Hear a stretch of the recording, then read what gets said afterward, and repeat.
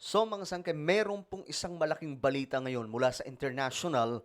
Itong si Donald Trump, mga sangkay, ay galit na po sa Russia. At mayroon po siyang gagawin, mga sangkay. At ayon po sa report, pinaplano daw pong lusubin o atakihin ang Russia. Mga sangkay, kapag nangyari yan, sigurado ikatlong digmaang pandaigdigan ang magaganap at pwedeng humantong sa nuclear war. Pag-usapan po natin ito.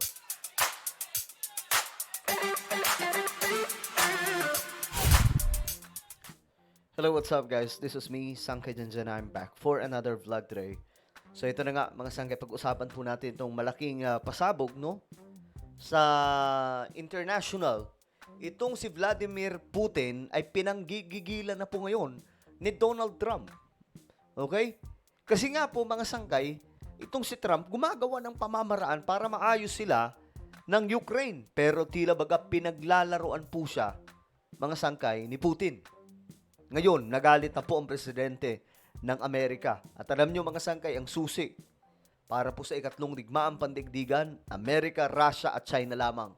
No? Kapag itong tatlong mga bansa magkasalpukan na, iyari. No? Anyway, before we start guys, paki-subscribe po muna yung ating YouTube channel.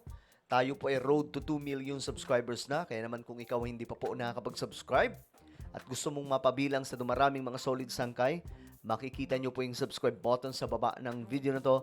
I-click nyo lamang po yung subscribe, i-click ang bell, at i-click nyo po yung all. Sa mga nanonood po sa Facebook, i-follow nyo po yung ating Facebook page. Okay. Ito na ang balita.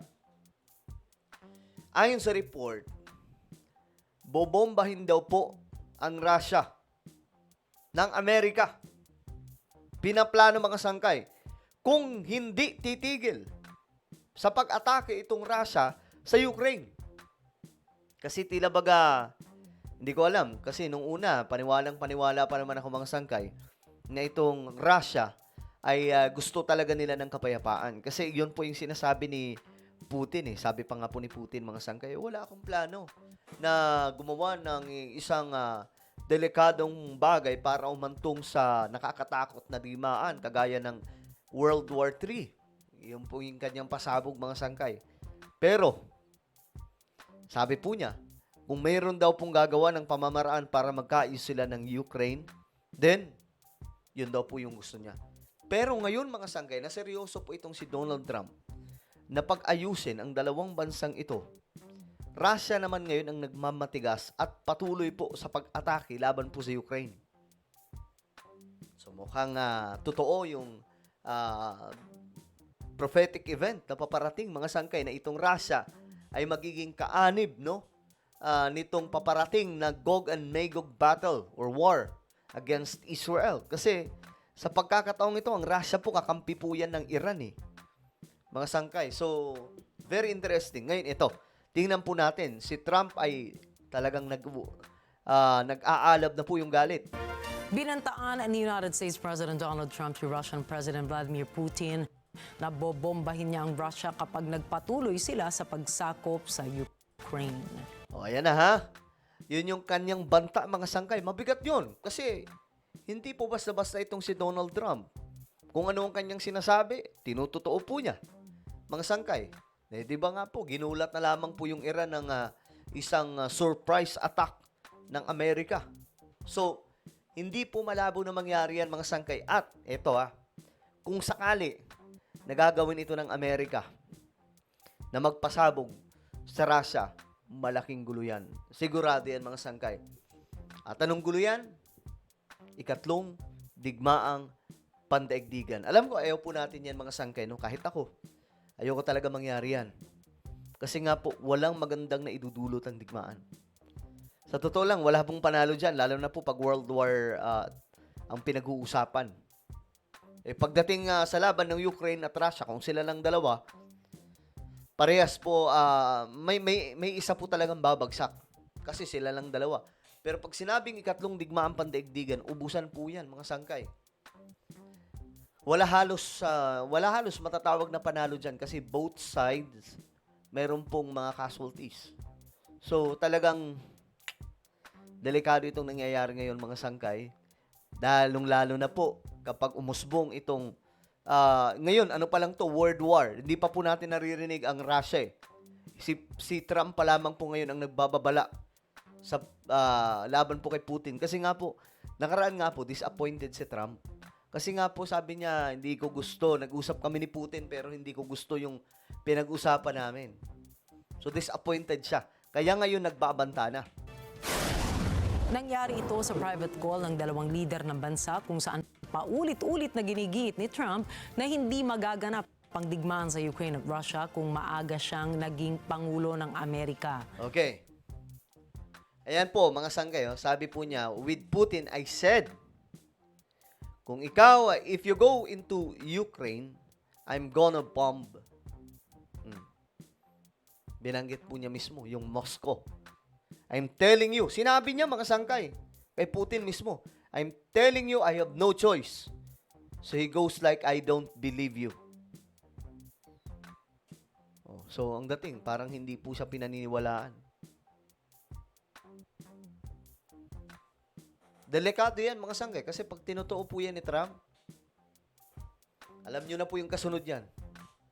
Magkakaroon ng digmaan ng Russia at Amerika. At kapag nangyari yan, of course, hindi po bababayaan ng NATO ang Amerika. So, ang Russia naman hindi pa babayaan ng mga kaalyado nilang bansa like Iran, China, at North Korea.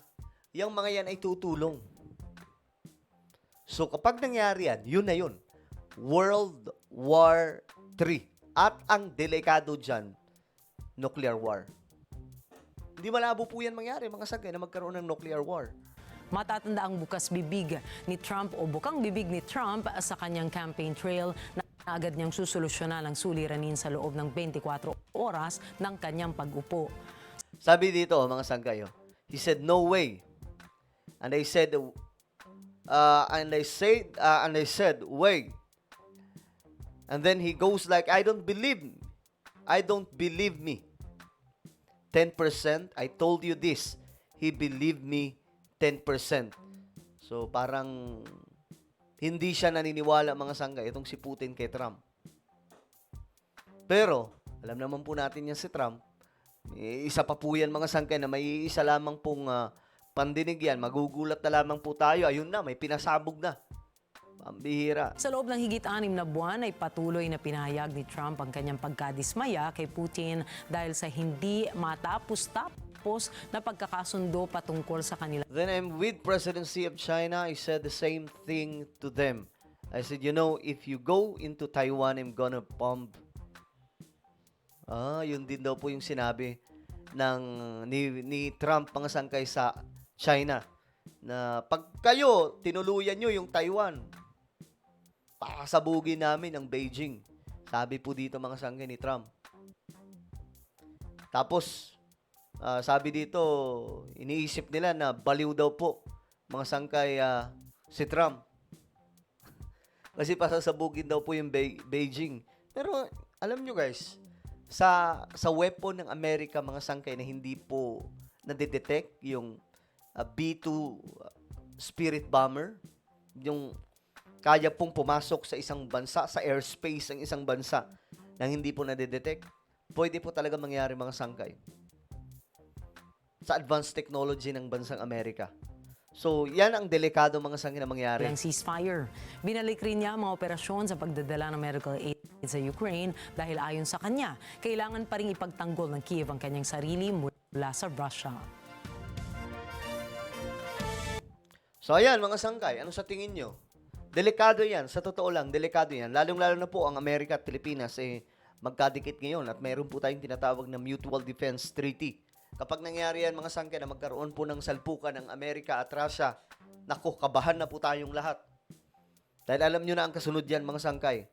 Wala tayong choice dyan kundi magpadala ng mga sundalo. So, ano po ang inyong opinion, mga sangkay? Just comment down below.